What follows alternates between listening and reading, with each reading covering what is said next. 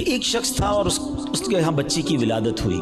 ماں باپ کے یہاں جب بچی پیدا ہوتی ہے تو ماشاءاللہ محبت بھی لوگ کرنے والے کرتے ہیں اور پھر اس کی پلاننگ بھی کرتے ہیں کہ بچی جب بڑی ہوگی تو میں نے اس کی خیر خواہی کرنی ہے, اس کی شادی کرنی ہے. تو اس شخص نے سوچا کہ کیوں نہ میں اپنی بچی کی شادی کے لیے, اس کے اچھے مستقبل کے لیے کچھ پیسے جمع کروں. اس نے ایک گھر میں صندوق بنایا اور روزانہ کے, مثال کے طور پہ سمجھاتا ہوں کہ روزانہ کے 100 روپے یا 200 روپے وہ اس صندوق میں ڈالنے لگا. اس نے کہا 20 سال میں تو پتہ نہیں کتنے پیسے ہو جائیں گے, سارے کام آسان ہو جائیں گے. 100 روپے 200 روپے روز ڈالتا تھا. کبھی کبھی جی چاہتا تھا کوئی اچھی چیز خریدے, کوئی باہر کا کھانا کھائے, مگر کہتا نہیں, بچی والے پیسے ڈالنے. اپنے دل کو مارتا رہا اور پیسے ڈالتا رہا. 20 ایئرز, 20 سال گزر گئے, صندوق بھر گیا. اس نے سوچا صندوق تو بھر گیا ہوگا, اب بچی بھی بڑی ہو گئی, کہا اب تو اس کی شادی کرنی ہے. اور اب اس والد نے اس باکس کو کھولا, سارے گھر والوں کو جمع کیا کہ آؤ میری 20 سال کی جو جمع پونجی ہے آج اس کو مل کے کاؤنٹ کرتے ہیں, ہزاروں لاکھوں روپے ہوں گے. جیسی صندوق کھولا نا, اس کا دل ہل گیا کہ ہوا یہ تھا کہ صندوق لکڑی کا تھا, اس میں کہیں سے ایک سوراخ ہو چکا تھا اور اس سوراخ سے دیمک اندر آئی اور اس کی 20 سال کی جو کمائی تھی وہ سارے نوٹ وہ دیمک کھا چکی تھی. مجھے صحیح بتائیں, اپنے آپ کو اس کی جگہ رہ کر سوچیں کہ جس نے 20 سال تک اپنے پیٹ کاٹ کر, اپنی خواہشوں کو مار کر اپنی بچی کے لیے پیسے جمع کیے, اور جب 20 سال بعد اس کو خرچ کرنے کا موقع آیا, اس کو تکلیف کتنی ہوئی ہوگی کہ یار سب ختم, اب میں کہاں سے لاؤں گا. یہ تکلیف یقیناً بہت زیادہ ہے. مگر میں آج جس ٹاپک پر بات کرنا چاہتا ہوں نا, دیکھیں 20 سال بعد بھی کسی سے پیسے تو ادھار لے سکتا ہے نا, دوبارہ کما سکتا ہے, کچھ نہ کچھ سولوشن کر سکتا ہے. مگر اس شخص کی مایوسی اور اس شخص کی تکلیف کا اندازہ کیجئے کہ جو شخص زندگی بھر نمازیں پڑھتا رہا, سردی میں اٹھ کے وضو کر کے نمازیں پڑھتا رہا, رمضان میں روزے رکھتا رہا, حج بھی کیے, زکاتیں بھی دی, بہت بار شیطان نے بہکانے کی کوشش کی, وہ لڑتا رہا شیطان سے کہ نہیں میں نے گناہ نہیں کرنے. اور جب اللہ کی بارگاہ میں قیامت کے دن پیش ہو تو اسے امید ہوگی کہ میرے پاس حج ہیں, عمرے ہیں, نمازیں ہیں, سجدے ہیں, تلاوت ہے, روزے ہیں. اور جب بارگاہ الہی میں اس کے نامہ اعمال کھولے جائیں اور اس کو کہا جائے کہ جاؤ تمہارے پاس کچھ بھی نہیں ہے, نل اینڈ وائڈ, ڈیلیٹڈ. سوچئے اس دن اس کی شرمندگی, حسرت کا عالم کیا ہوگا. اس دن تو کوئی چانس بھی نہیں ہوگا نا کہ دوبارہ نہیں کیا کر لے.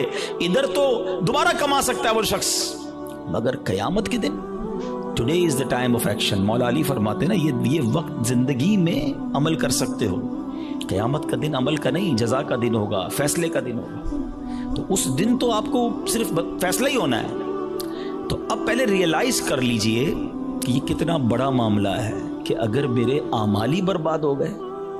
اب ہو سکتا ہے کسی کے ذہن میں سوال آئے کہ جناب یہ کون سی بات کر رہے ہیں کہ اعمال کیسے برباد ہو سکتے ہیں, نمازیں پڑھی ہیں, روزے رکھے ہیں, کوشش کر کے یہ اعمال کی. آج کے دور میں نیکی کرنا بھی آسان نہیں ہے. یہی تو میں سمجھانا چاہتا ہوں آج کے بیان میں کہ آج کے دور میں واقعی نیکی کرنا اتنا آسان نہیں ہے. لیکن آپ اتنی مشکل سے نیکی کر بھی رہے ہیں, مگر اس کو سنبھال رہے ہیں کہ نہیں, اس کی حفاظت کر رہے ہیں کہ نہیں, اس کے بارے میں فکر مند ہے کہ نہیں. آپ کو پتا ہے کہ چور کیسے چوری کر کے جا سکتا ہے آپ کی نیکیوں کو. یہی میرا آج کا ٹاپک ہے. اور اب آپ دوبارہ ذہن میں سوال آ رہا ہوگا کہ بھائی بتائیں تو صحیح وہ کون سے اعمال ہیں کہ جن سے نیکیاں برباد. میں قرآن و حدیث سے آج آپ کے سامنے کچھ اعمال ایسے رکھوں گا, کچھ کام ایسے رکھوں گا کہ جس کو کرنے والے کے بارے میں فرمایا کہ اس کے اعمال برباد کر دیے جاتے ہیں. سب سے جس کو کہیں کہ اہم ترین معاملہ پتہ ہے کیا ہے کہ انسان کا ایمان چھن جائے. جس کا ایمان چلا گیا نا, اب اس کا کوئی عمل اس کے کام نہیں آئے گا. چاہے اس کی زندگی سجدوں سے بھری ہوئی ہو, چاہے اس نے بہت نمازیں پڑھی ہوں, ساری زندگی روزے رکھے ہوں, ایمان نہیں تو کچھ بھی نہیں. اور یہ بات قرآن کہتا ہے. اللہ کا کلام کیا فرماتا ہے سنیے.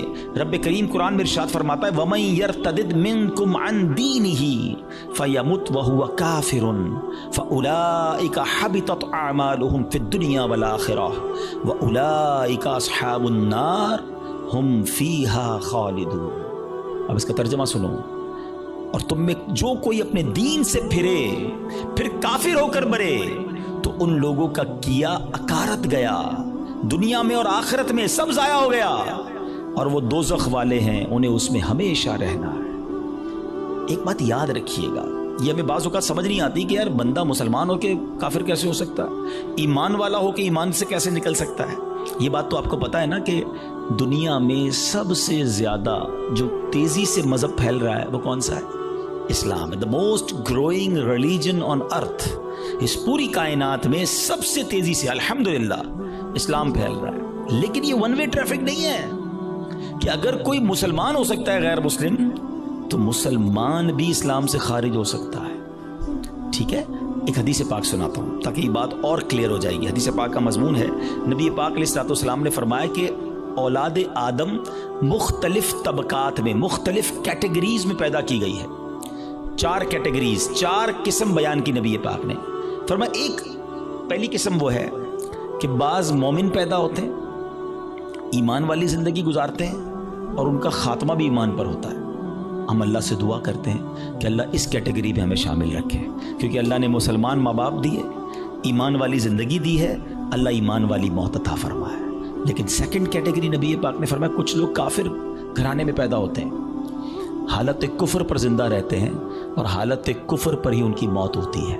بہت بڑی تعداد میں ایسے لوگ جو غیر مسلموں کے یہاں پیدا ہوتے ہیں، کفر والی زندگی گزارتے ہیں، کفر پر بھی مر جاتے ہیں۔ تیسری کیٹیگری سنو، اللہ کے نبی فرماتے ہیں کچھ لوگ کافر پیدا ہوتے ہیں، کافروں والی زندگی گزارتے ہیں، مگر ان کا خاتمہ ایمان پر ہو جاتا ہے نا۔ کئی لوگ جو مرنے جو دنیا میں مسلمان ہو رہے ہیں، یہ کیا ہے؟ کافر تھے نا، غیر مسلم تھے، کلمہ پڑھا مسلمان ہو گئے، بڑی اچھی بات ہے۔